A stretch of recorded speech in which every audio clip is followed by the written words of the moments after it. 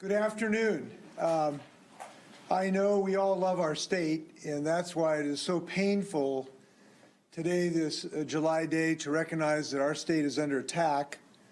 Every part of our state is under attack. Every person in some way is under attack from the combined effects of climate change that is tonight and today ravaging our state. We have to recognize this. This wave of climate change is breaking across our state from east to west, north to south, in every particular climate that we have. And we have to recognize this in some sense. This is the summer of climate change. And we are hopeful is the summer when we rally as a united state against this horrendous threat that is threatening our people. 7.5 million people today are threatened by the forces of climate change that are hitting our state in every way imaginable. When you smell smoke this summer, it's climate change. When you see our highways buckling because the road simply expands and buckles because of heat, it's climate change. When there's not enough berries because of reduction in production of quantity, it's climate change. When fish and shellfish can't be harvested because they can't survive, they in a sense cook on the beach at low tide. They've existed for thousands of years and now are dying by the millions on our beaches. That's climate change. When we have a normal snowpack in April, but then we have a drought across the state, as we do now 3 months later, that's climate change. And it's touching our personal lives. Just one little anecdote, too. I called a good friend of mine to talk about some of the efforts we're making on climate change, but he said this morning, he said he couldn't talk because he had to get ready to evacuate his house in Mazama because of approaching fires. Our legislative director's sister this morning is on, I believe, a stage 2 alert for potential evacuation in the Wenatchee fire. Heat and drought have forced curtailment of water and water use in many places across the state. We are under a state of emergency because of the wildfire risk, and we have a ban on most outdoor burning and agricultural burning. This is climate change. We sense it in the odors that we smell from the rotting shellfish. We sense it from the water temperatures where in the lower Snake, the Okanagan and Yakima rivers have reached levels that are lethal to fish, including threatened salmon species. On land, livestock are being lost. Spring wheat growers have reported as much as a 50% reduction in yield, and in some places, raspberry farmers have lost perhaps half of their crop. We live in a very diverse state ecologically. Coasts, rivers, mountains, high deserts. And they support one of the most robust economies in the United States. But every part of this state today is being threatened by climate change. This isn't just about high heat. It's about ravaging the basic systems that sustain us and our economy across the state of Washington. So these systems are not just sources of pride because they're beautiful. They sustain our lives and our economies. Now, we've been warned about this for years by the scientific community. The alarm bell only rings louder, and we cannot push snooze anymore. We've got to attack this threat at its source. Last year was our second worst wildlife season on record, and number one worst on record was just 6 years ago. We're having to put more public dollars into fighting these fires and to helping businesses and homeowners who've lost their homes and businesses because of these wildfires. Now, the worst thing about this is the direct loss of life of Washingtonians. It's just not just devastated our economy or our natural ecosystems. It's devastated our families. We know already that 91 people lost their lives in the most recent heat dome event. Labor Industries, in response, has just passed an emergency rule recognizing the physical risk that people who work outside have to endure. This is an update on our existing standards, but it recognizes that extreme heat, like we've seen, presents additional risks. So now when conditions hit 100 degrees, workers have to be provided shade to cool off, Above 89, cool drinking water must be readily available, and workers have to be allowed to take breaks to cool down. But we have to recognize a reality. When temperatures are this hot, people are going to lose their lives. Even if we have cooling centers, even if we have air conditioners, there are not enough air conditioners in the world to save us from climate change. So this was an emergency rule. It was said to be a once-in-a-thousand-year event, but it could be a one-in-5-year event in the years to come if we don't attack climate change. Now, this is not political hyperbole. It is a scientific consensus that is jarring the life of every Washingtonian in some way. I think we should refuse to accept that. We should recognize what my friend Bill Nye, the science guy, said the other day that I thought was pretty profound. He said, we are all in this together, and we are never more all in something together than in climate change.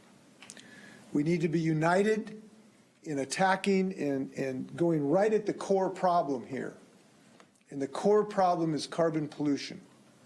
Our misery that we are suffering, our economic losses, the loss of life, the loss of our glaciers, is because of a common foe. And our common foe is climate change. And we must attack that foe. We cannot be just defensive. You know, we couldn't win World War II just by building air raid shelters. We have to attack the reason that all of this is happening to us, which is carbon pollution.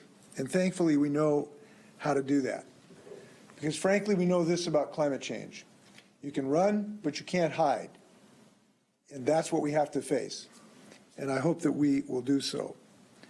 Now, today, as partial response to this problem, I'm declaring a drought emergency for nearly the entire state. Laura Watson, our Department of Ecology Director, will talk about this in a moment later. The only areas that are excluded from this drought declaration are Everett, Seattle, and Tacoma metro areas because they are projecting adequate water supplies. The map you see on the screen from the Department of Ecology gives you a clear image of just how pronounced and all-encompassing this drought emergency is.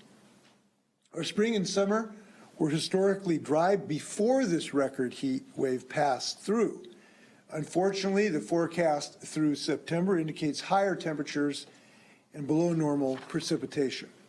So we're joined for the speakers to address some of these issues. We're going to start with Department of Ecology Director Laura Watson. Laura.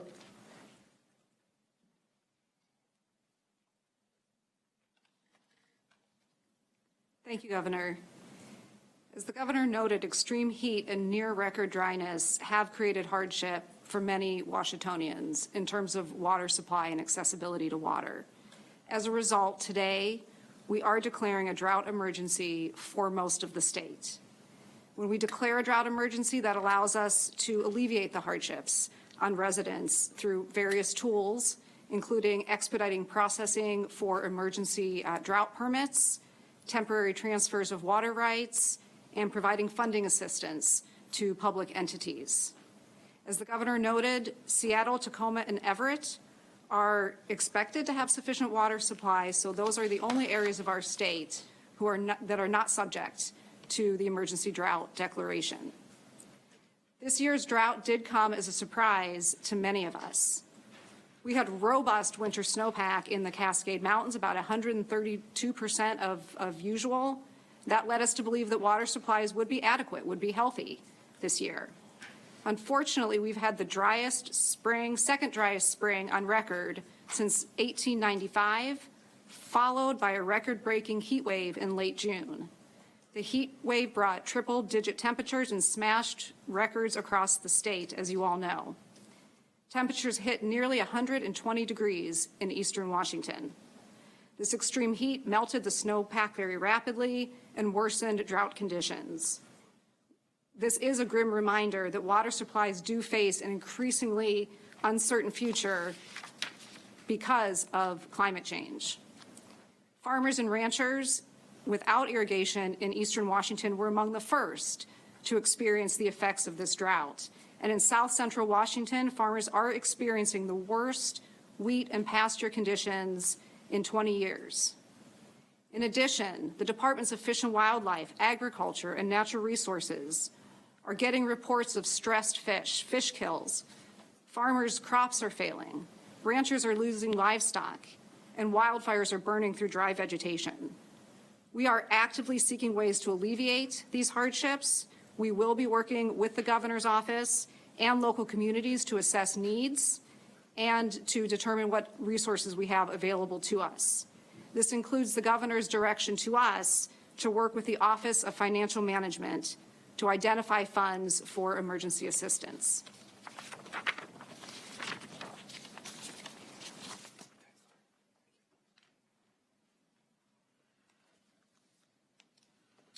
I'm going to call Hillary Franz, our Commissioner of State Department of Natural Resources, to talk to us about the fire risk. Before I do, though, I want to thank her for her leadership. I think it's safe to say if you talk to people in the fire community, we have had a significant improvement in our ability to coordinate agencies and resources in fighting fires. I had a discussion late last week with several of our fire commanders. They were very pleased with the coordination they have with the state right now, and I want to thank her for her leadership of marshaling resources against fire. Hillary. Thank you, Governor. Appreciate it. And it's great to see you, Director. This drought declaration reinforces everything that our hardworking scientists have been saying, frankly, for the last few months. Statewide, this historic stretch of drought has left vegetation bone dry with record low levels of moisture and what we call fuels statewide. And the record-breaking temperatures have only made things worse. I said earlier this year that these conditions could create a particularly bad fire season. Frankly, as I face my 5th fire season, I think this is likely to be the worst of the last 5 years. And we know what it's likely to look like. Our firefighters are already putting in long hours. I was talking to a number of firefighters who've already been putting in 18 hours days down in the Asotin area. They're doing it week after week. And we've already seen 3 firefighters injured. One of them, my own, was severely harmed during this fire season. We're seeing hundreds of evacuations, and just yesterday, we learned that the Chewewa Creek fire on the Colville Reservation has destroyed a number of homes. Statewide, there have been over 900 fires, with an estimated 140,000 acres burned. This is just shy of the total amount of acres that burned in all of 2019. And we are just in the beginning of July. It's not even August yet. When I talk to firefighters, fire chief, foresters, people who know this state, they know the landscape, they know our fire seasons, they have said what they're experiencing right now is what we usually see in the month of August. We've instituted a statewide burn ban, and we'll continue to look at how we can best protect our communities as the months go on. I'm joining firefighters from across the state to urge every single resident of the state of Washington to please follow those burn bans, please practice fire safety, and please help keep everyone, your family, your communities, and our firefighters safe this summer. Fortunately, a few months ago, the legislature passed a historic bill to provide the comprehensive, transformative investment we need in wildfire resources, forest health, and community resilience. We have begun the long-term work needed to change the trajectory of this wildfire crisis we keep experiencing year after year. But in order to truly be successful, we also need to change the trajectory of our climate crisis. If our new normal brings months without a drop of rain and one extreme heat wave after another, there's no technology or amount of resources that will be able to match the on-the-ground reality our firefighters are facing. What we have experienced these last few weeks is just a preview of what life will become without climate action on a state, national, and global level. Even the most robust and well-resourced fire departments in the country haven't been able to keep up with the historic drought confronting the western United States.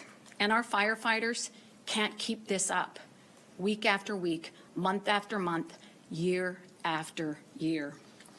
The good news is that we know what the solutions are. Losing homes and losing lives to a growing wildfire crisis is not inevitable.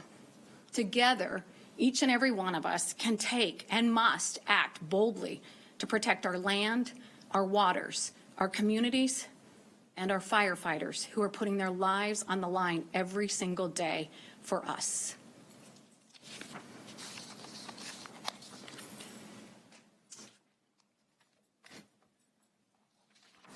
Thank you, Hillary, and please thank your firefighters for us. Well, one of the things, too, I was just talking to Hillary about is that we have to understand this is not your father's or mother's forest fires anymore. These are entirely different fire systems that are creating their own weather patterns, which create their own lightning storms that cause more ignition. This is a new phenomenon in some sense, and we have to act anew. With that, we have Derek Sanderson, Director of State Department of Agriculture, who's doing great work against murder hornets. He's already got some problems in Indian climate change. Derek. Thank you, Governor. Well, I'm very proud of our agricultural industry in this state. We have some unique attributes.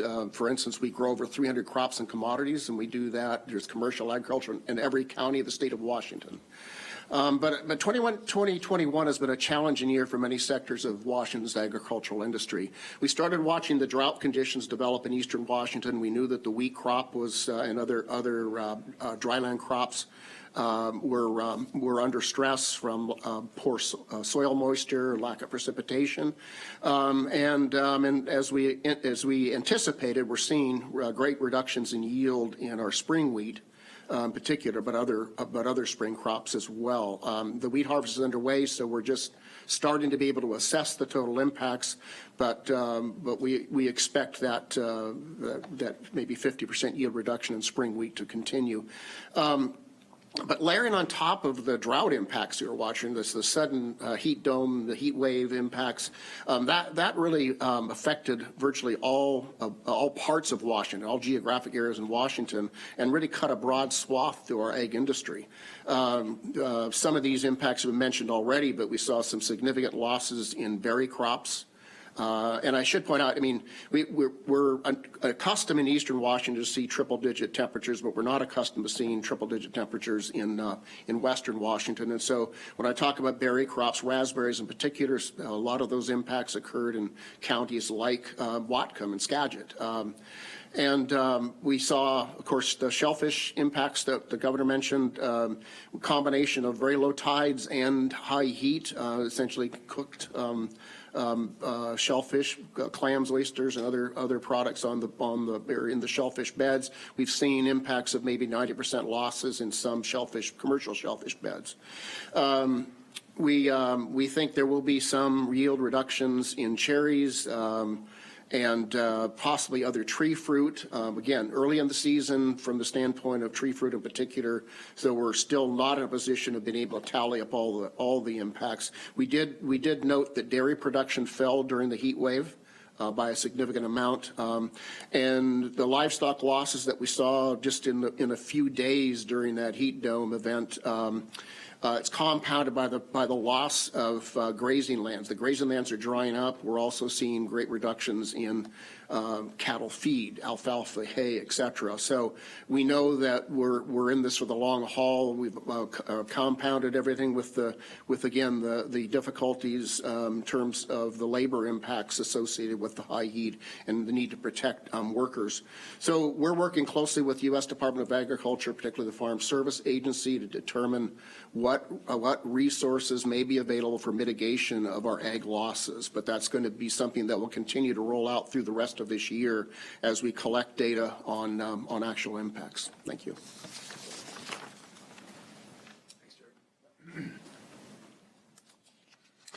We have by a virtual presentation state climatologist Nick Bond to talk about the current conditions and the science behind all this. Nick.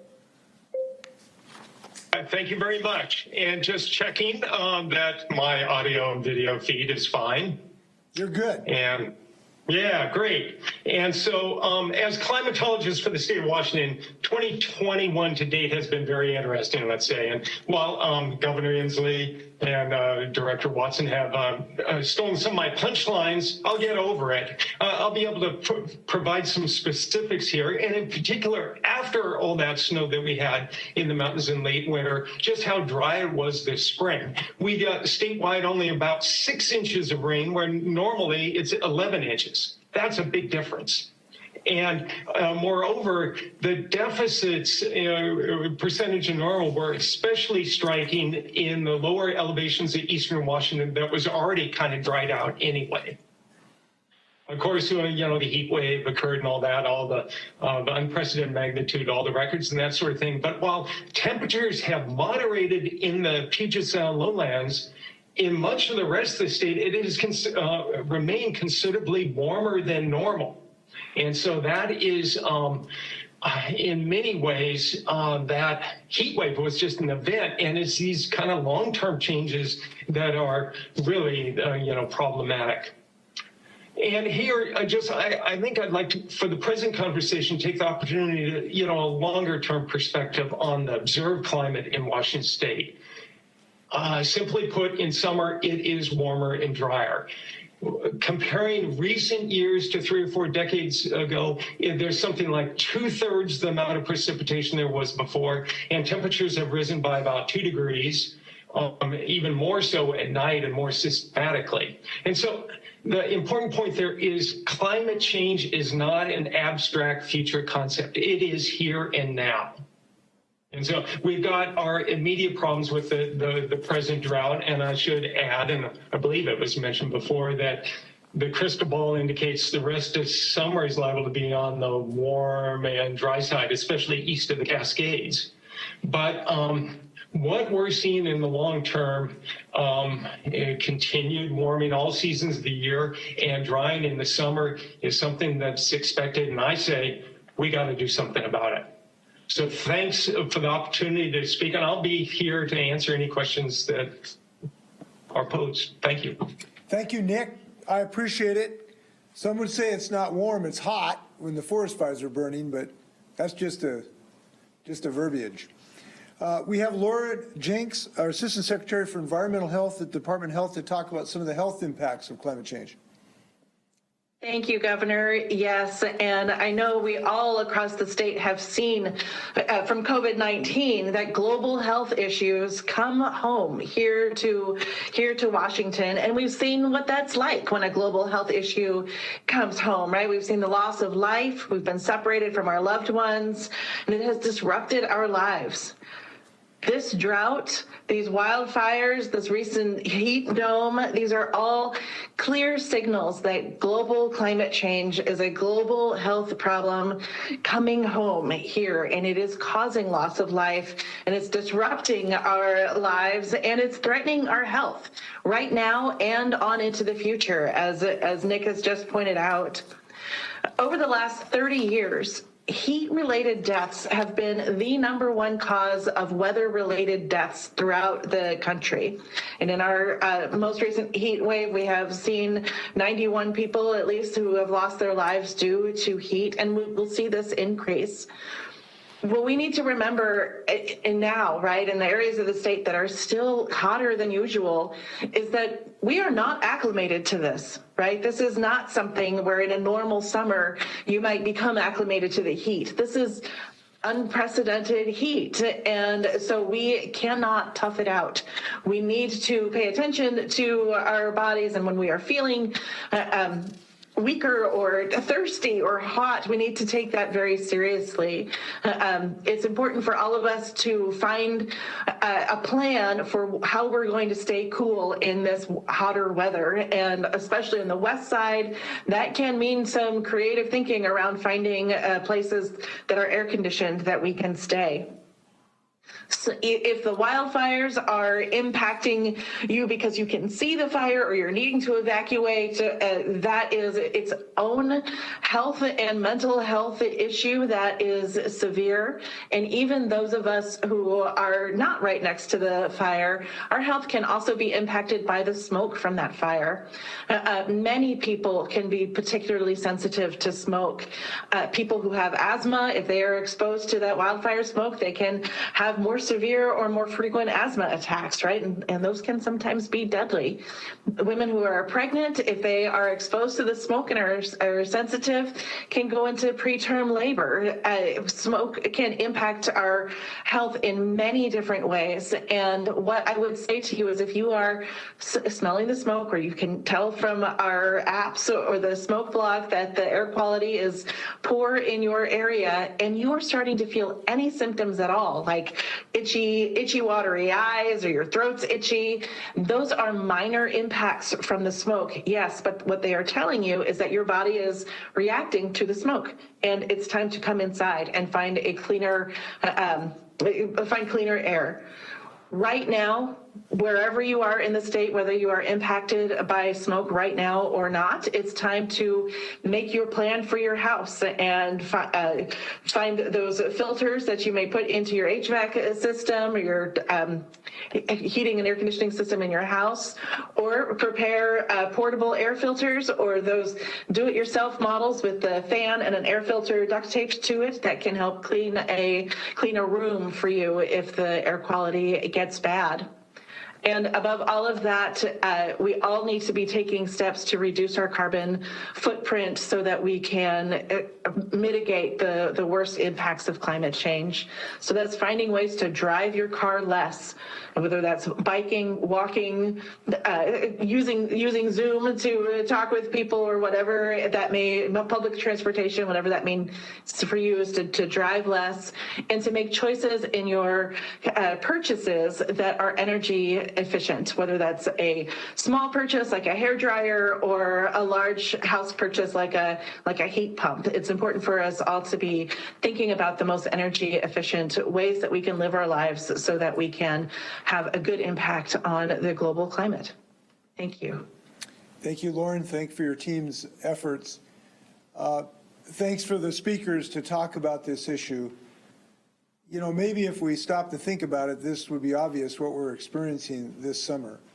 But I do believe this summer is a summer for all Washingtonians to ask ourselves this question: what is Washington without healthy forests, oysters, salmon? What is Washington without glaciers and alpine meadows? What is Washington without the ability of our children to go out in a smoke-free atmosphere in August?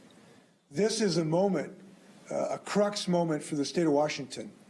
And I'm hopeful that while we're suffering through this tough summer, we are equally dedicated to fighting climate change. That is our destiny. We're in this together. We need to be united on this together so that we can defeat this common foe. Now, we have another common foe. I want to comment on COVID. We've had some progress. We've reached 70% of the eligible adults over 16. This is great news. We have done well relative to other states. The last I looked, we were 8th or 9th as far as our vaccination rates. This is tremendous because we know if you're vaccinated, you're pretty much safe. And if you're not vaccinated, you're pretty much a target. And COVID will find you. And the Delta variant is out there, and it's growing rapidly. And we see what it's done to other states. So we've had some good success in our vaccination effort. But we all ought to be concerned about this. We have vaccination deserts in our state. The vaccination rates range from some counties to 81% down to 31% in other counties. It would be such a terrible result if we snatch defeat from the jaws of victory here of having a relatively high vaccination rate, one of the lowest statewide infection rates in the United States.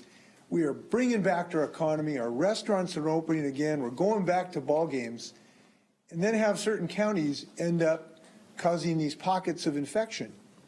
It's not something that we ought to look forward to, and I hope all of us will help each other get vaccinated, take care of ourselves, take care of our loved ones. Our efforts will continue in this regard. We have Lacey Fehrenbach and Nick Struley here today. If there's any particular questions, you may fire when ready. Gridley. Governor, wheat growers and the Grain Commission last month asked for this drought declaration. Why didn't you grant it then, considering that farmers were already expressing concerns about crop stress and reduced yields? Well, we thought that they would not have been able to get assistance earlier in any event, so we had to wait till the scientific information had matured to allow this to happen. But I don't believe it's delayed anything that we could use as far as permits for wells or anything. But now it is necessary where those things can be of usefulness.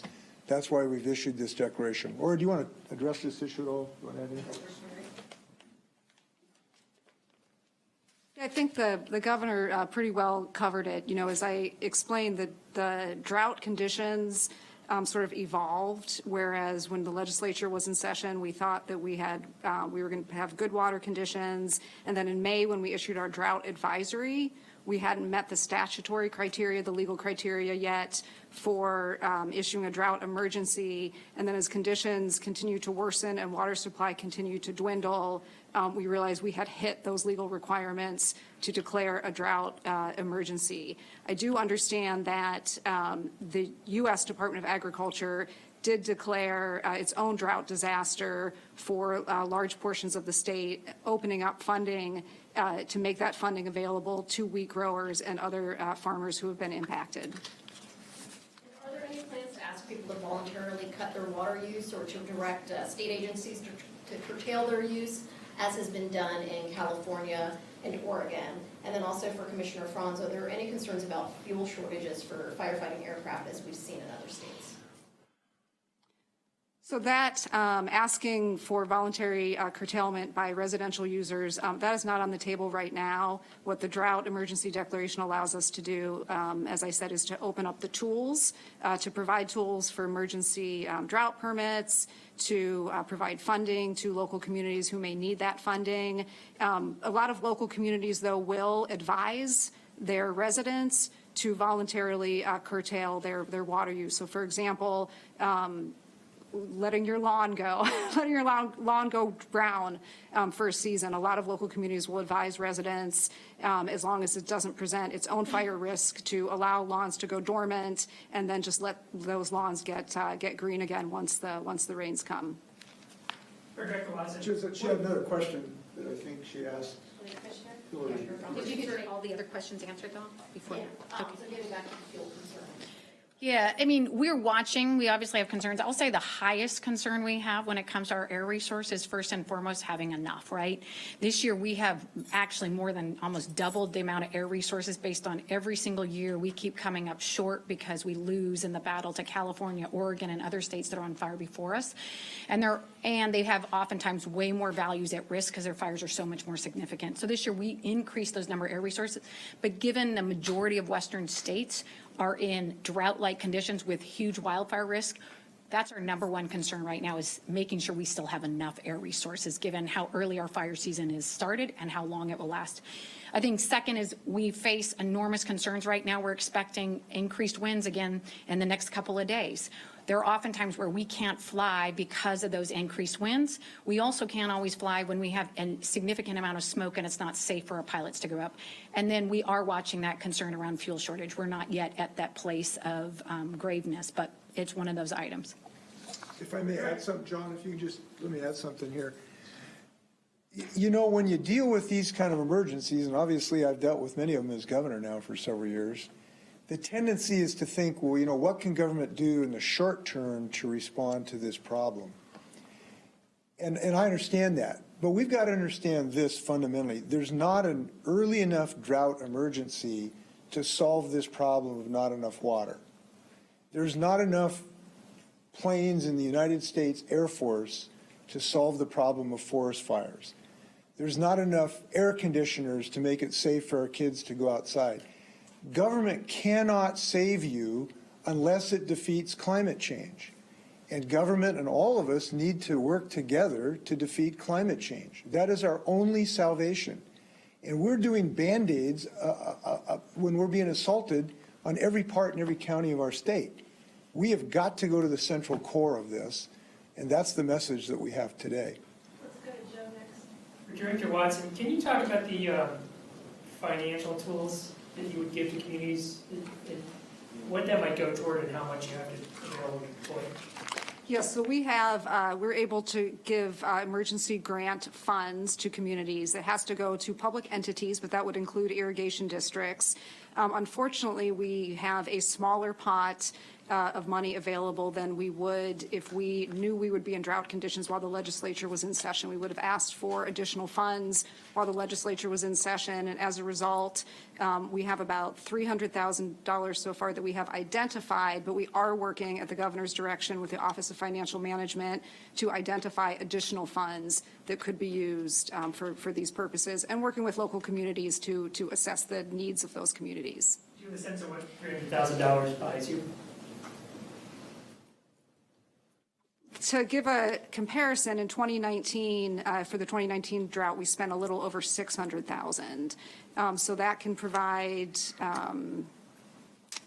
we can provide water for fish with that. We can give grants to sort of build alternative means to divert water, to draw water from a source that isn't depleted or hasn't dwindled to that extent. So there's a variety of things, and the price tags associated with each option would vary.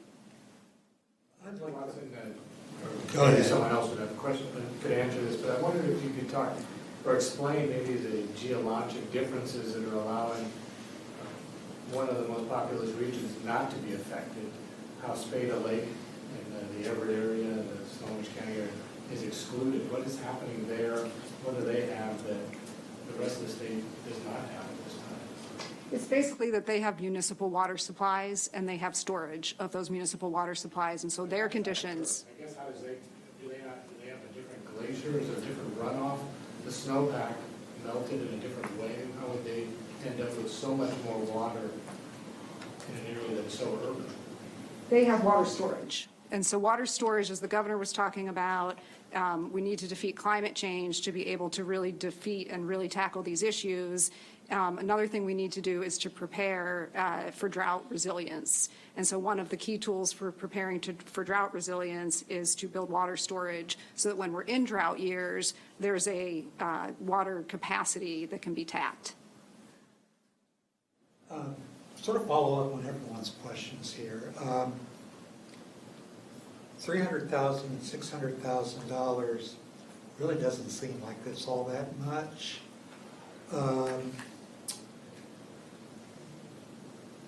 How much do you anticipate you will ultimately need this year? Do you have specific sources identified? And how much of this you think you get from the feds? So there's a few different questions wrapped up in there. Let me try to make sure that I'm answering all of them. I do think $300,000 is probably not going to be enough to help us get through all of the needs. We haven't done a full needs assessment yet, but we are reaching out to local communities to understand what their needs might be, and we'll be looking for other sources of funds that we may be able to tap in the interim to cover for drought emergency, perhaps going to the legislature next session and asking them to reimburse those funds. We're also working with the drought committee of the legislature to help us identify those funds.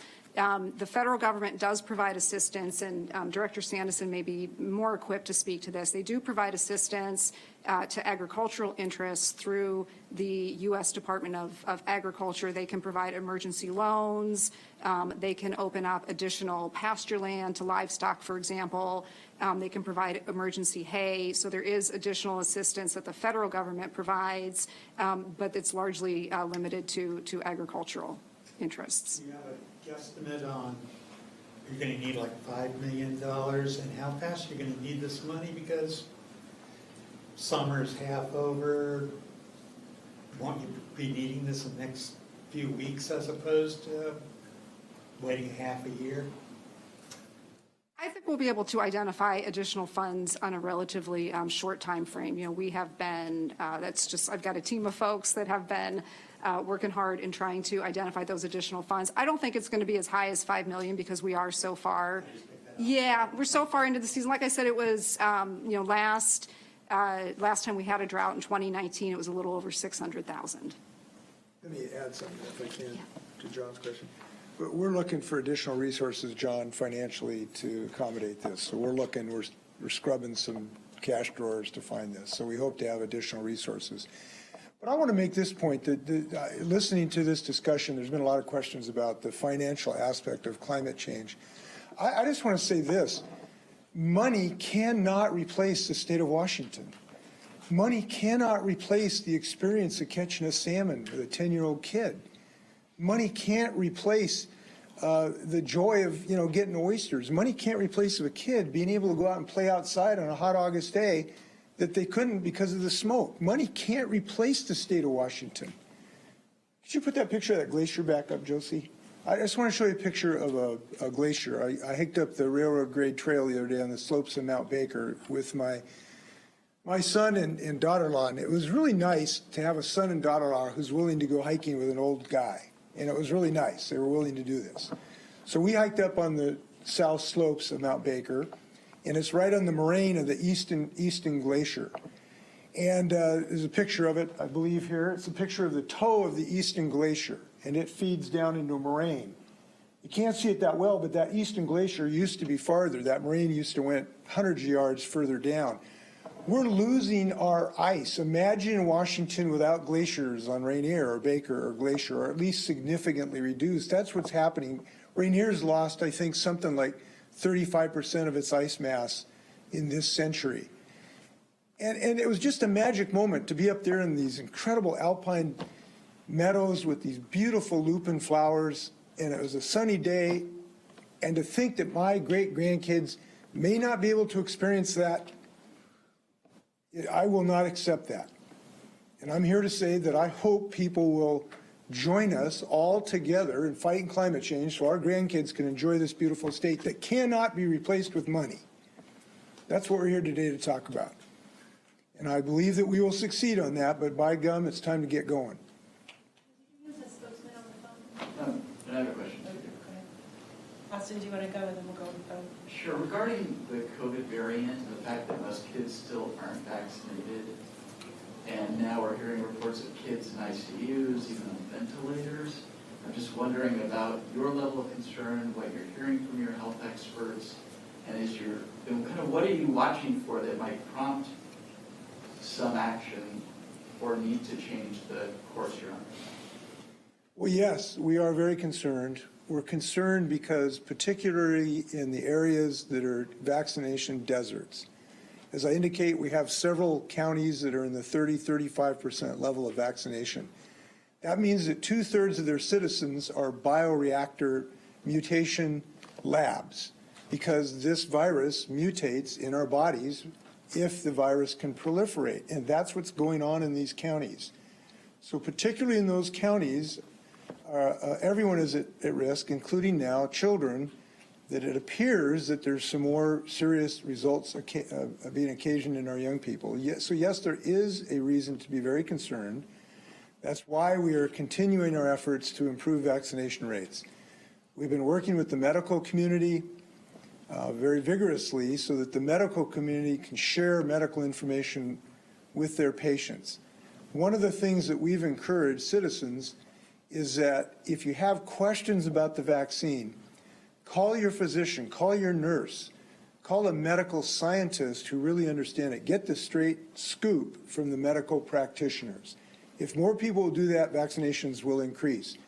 But right now, when you've got a target on the back of 2/3 of the people in some of these counties, it is a dangerous moment, and that is the situation. So the answer to your question, yes, we are concerned. So just briefly, I know you're about to give away $1 million to somebody who gets their vaccine, but are there other incentive programs that you could do to try to get the number above 70 and to reach those resistant people? Not at the moment. We are not considering additional financial incentive, but what we are very assiduously looking for is ways to get medical information in the hands of people, ways to get their trusted messengers to talk to them, their pastors, their preachers, their rabbis, their neighbors, their employers. Now, employers are going to have an obligation to keep their employees in a safe, hygienic working environment this year. people who are not vaccinated are going to continue to be required to wear masks inside. I want to repeat that. People who are not vaccinated will be required to wear a mask when they're indoors at their place of employment. Employers will be required by law to assure that that happens. So there's going to be multiple incentives, including the ability to be unmasked at work. Follow up on that, and maybe it's a question for Lacey, but early in the pandemic and early in the vaccine came out, we heard numbers as high as 30% of healthcare workers not taking and accepting the vaccine. I wonder, what is the percent now, and in those counties with the low vaccination rates, what is the percent? And what are the reasons healthcare workers might be resistant? Lacey, do you have any recent info on that? Yes, thanks for the question. And it's a little hard to hear the reporters in the room, so I want to repeat it to make sure I understand. You're asking percent of healthcare workers vaccinated today? Is that correct? Yeah, that was the question. Thanks. So we unfortunately do not get data into our data system by profession. We were able to give those estimates early on because it was primarily healthcare workers that were eligible. So we will certainly have to look into this further. I will say we are concerned about people vaccinating. I think the governor is right on. If you are not vaccinated, you are at significant risk for COVID-19. The virus is still here, and if you're in one of those communities with low vaccination rate, your community is at significant risk for outbreaks, ongoing and in the near future. Yeah, I want to follow up on what Lacey said. I think it's a really important point. You know, I've talked to folks say, well, this is an individual right. If I want to run the risk of dying on an intubator after being sick for a month. I went to a funeral the other day of a state employee who was in hospital for a month in his early 40s. If you want to run that risk, and people are saying, hey, that's my decision, I can run the risk. The problem with that is you're making a risk for everybody around you when you don't get vaccinated. You're a risk for your spouse, you're a risk for your kids, your grandkids, your parents, your co-workers, because you are a bioreactor facility generating virus and spreading it around, including to kids who can't get vaccinated. I want to reiterate that. If you're a 50-year-old man who, you know, voted for Donald Trump and didn't think COVID was a problem and you don't get vaccinated right now, you arrest every kid in your city because you could be spreading a virus to a 10-year-old who can't get eligible for the vaccine right now. Now, some of us think that's not responsible. And if that's judgmental, so be it. I think we ought to save people's lives that we love in our community. And I hope that we'll start doing that more. Let's go to the spokesman and we'll do the TV in the room and anybody else from the court. Okay, so we'll take Nico Portondo from the spokesman. Go ahead, Nico.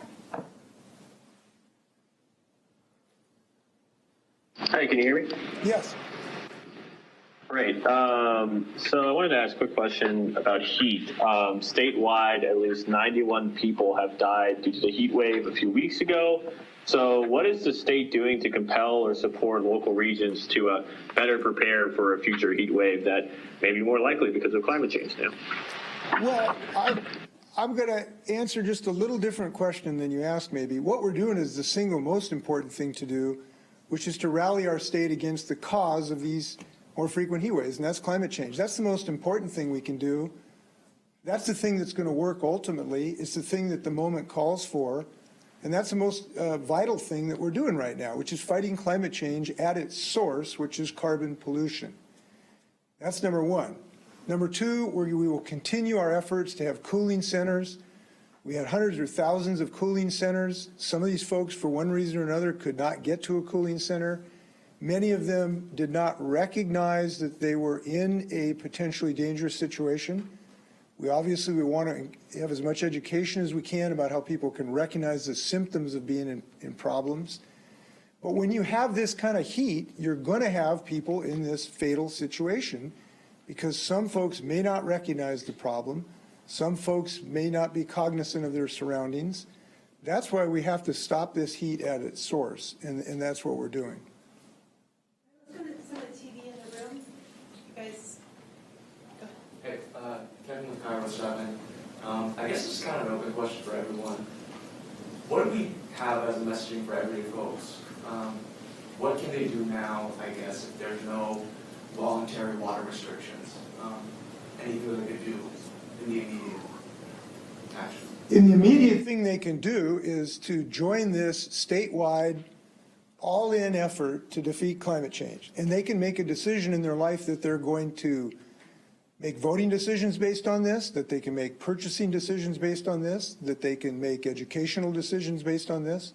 That's something we can do today. Now, after that, there's 1,000 things we can do. We can save a little bit of water. We can try to talk to our friends if we have an elderly neighbor who may not have air conditioning, to see if you can help them out in a difficult situation. That's something we certainly can do. So we can do 1,000 acts of kindness. But again, I want to reiterate today, if we don't attack this problem, we're not going to solve it. Yeah. I just have to. Yeah, thank you. Besides the context of addressing the larger challenge of climate change, thank you, Governor, for your leadership on that, and obviously water resources. I have to speak for our firefighters, frankly. Thousands of men and women, many of them the age of my oldest son, now my second son, because they're growing up so fast. We too often think when wildfire season is here that there's nothing we can do. We're helpless. And the reality is there's several things we can do, and they are significant. 90% of our fires are still to date caused by humans. Human activity is causing a majority of these fires, so we can be one less spark.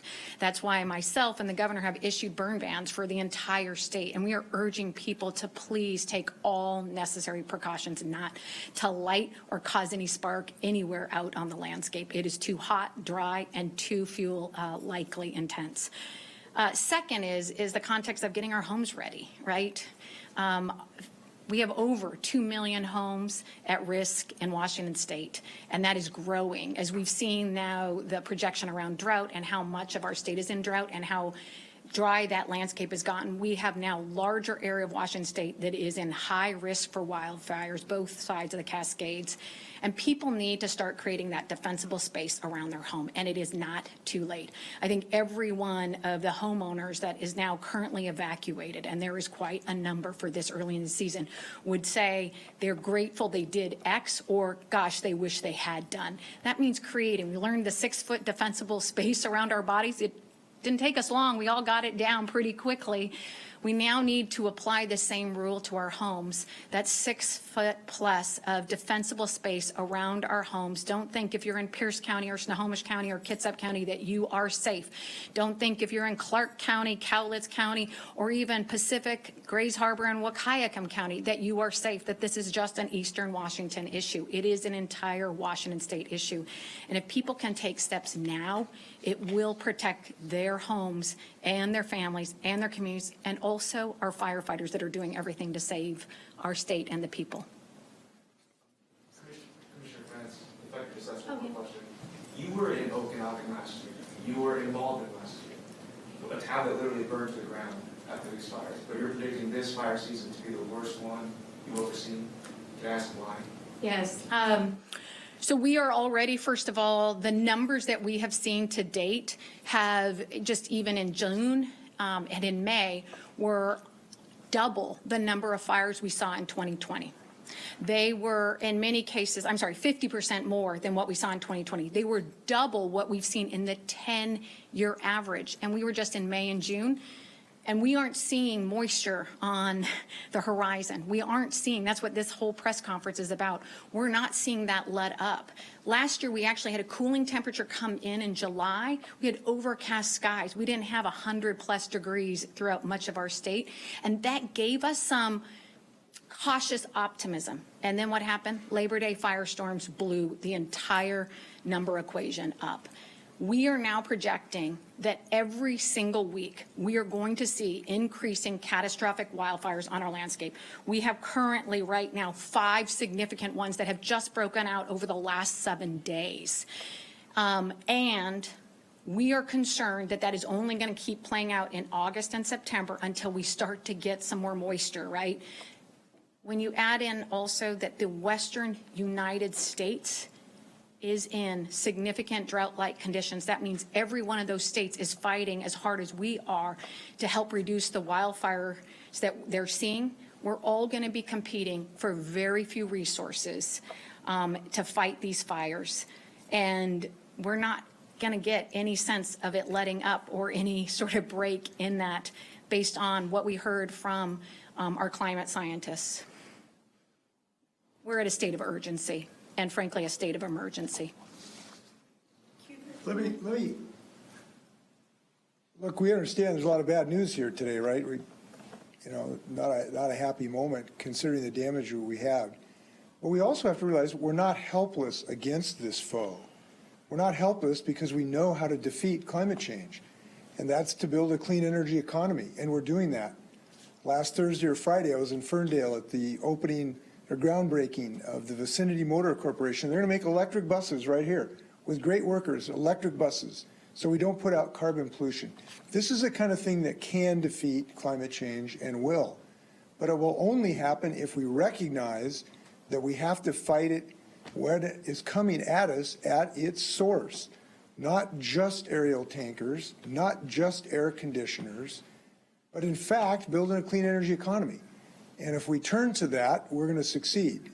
And if we don't, we won't. Q13 or King? Do we have King online too? Okay, go ahead and do that. Going back to WebEx, we'll go up next to Michael Crowe, King 5. Go ahead, Michael. Hey there, can you hear me okay? Yes. Great. Governor, you talked about going to the source of this. Of course, I know you were able to pass a couple of climate initiatives this year at a state level, but we're one state among a country and a world of countries. How satisfied are you with the discussion on climate initiatives at the federal level, especially in this pending infrastructure bill? Is enough being done there? Well, I'm very encouraged in general by President Biden's leadership. He has been bold and aggressive, and I think that's tremendous. There are two bills, both of which are necessary to cut the mustard here. One is an infrastructure bill, and the second is a reconciliation bill. We need much, much more than the infrastructure bill. But from what I heard, and I just got sort of the top line the other day, there's big things planned in the reconciliation bill for climate change, and that's a good thing, including a clean energy standard. So that's good. Is it enough? I haven't seen the details, but I do know it is a very robust, substantial leadership effort by President Biden, and the Democrats in the legislature are really pushing, and that's what we need. That's what we need if we're going to solve this problem, and that's the central message of this press conference. That's the kind of action we need. But it's not just the federal government, because we can do things here, as I indicated, build electric buses in Ferndale. That's just one of the things we can do. So we got to keep that up as well. We got time for two more. Up next, we'll go to WebEx with Casey Decker from Cran. Go ahead, Casey. Can you hear me okay? Yes. Great. So if there's something we learned from the pandemic, one thing is that you have pretty broad emergency powers as governor, the ability to shut down businesses and the like. So have you explored any options you may have to take unilateral action on climate change, maybe, even stricter caps on emissions from certain industries or corporations, that sort of thing? Well, we're always considering options. There are potential actions by the executive branch.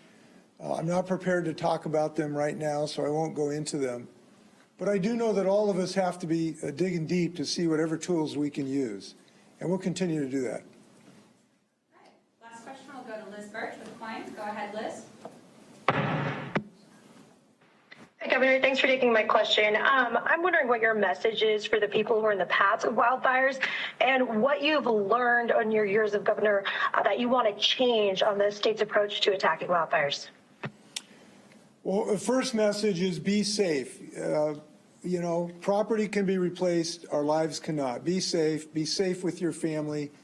Follow the advice and requirements and instruction of the emergency crews. That's extremely important. The pace and acceleration of these fires is something that's unprecedented. If you get the word to go, go. It's the only safe decision. I've talked to people that did not follow that. I went to the Paradise Fire in California a couple years ago and saw how fast people can become trapped. So that's number one. Number two, following the commissioner's advice, try to firewise your property, right? Get your branches away from your eaves, get the dry material away from your house, cut the brush. That can be very, very effective. And three, make a decision to help our state be united in its fight against climate change. This is something we got to be all together in, and if we do that, good things will happen. As far as a change to our firefighting strategy, as I've indicated, I think we've had a significant improvement in the last couple of years. I think Commissioner Franz's leadership has been important to that effort. We are attacking some of the smaller fires earlier than perhaps we've done in previous years, in part because we've got additional resources to do that. So I think we're making good strides in that. But again, humans cannot control these fires if the climate causes them. And that's the situation we're in. Do you want to add anything to that, Hillary? Is there anything you want to add? I mean, I think one of the things, and I was talking to firefighters down in Asotin, and I've been talking to firefighters up in Colville, and every single year, we are getting better at fighting these fires. It starts with initial attack. The moment we see smoke in the air, we are putting our air resources on those fires and getting them on quickly so we can make it safe for our hand crews to get in and contain it.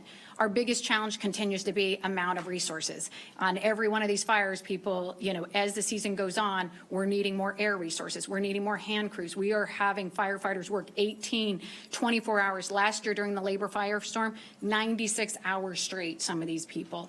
And it's because why? We don't have enough resources to keep up with the number of catastrophic fires we're seeing on the landscape. I think a more important thing people should realize too is, and Governor, you mentioned Paradise, right? We all remember the tragic images of Paradise, California. And since that year, we've seen more play out in California, Oregon, Colorado, and right here in our home state of Washington.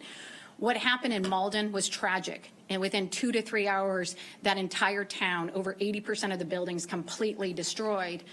The reality is Malden wasn't even in the top 25 worst, most highest wildfire risk communities in Washington state. That number is growing rapidly, and it is only getting worse. And people need to be very, very vigilant about the risks that are coming and what this season is holding and what's likely to be in the future years ahead of us. I do want to just call out to the governor's leadership, the legislature's leadership this year. They truly stepped up to this challenge that we are facing in wildfire resources and fighting those with a critical amount of resources, but also being able to get at the root of the problem, which is we have a forest health crisis in Washington state. It is growing. It's moving over to the west side of the Cascades, and we have communities that are right now in high wildfire risk with very limited resources to make their communities more resilient. We are going to be mounting the resources to meet the challenge in front of us. What we need to do is reduce that challenge right now, today. Final words, Governor? Great states pull together. And today we're saying this summer, this is a summer of climate change. We're tasting it, we're smelling it, we're feeling it, we're suffering from it. And it is a moment to realize we're all in this together. And if we realize we're all in this together, north and south, urban and rural, all of us are being attacked by climate change. I do believe if we pull together, we can build a clean energy economy and defeat this foe. And this is a summer that I think we should brace ourselves to that effort. Please be well.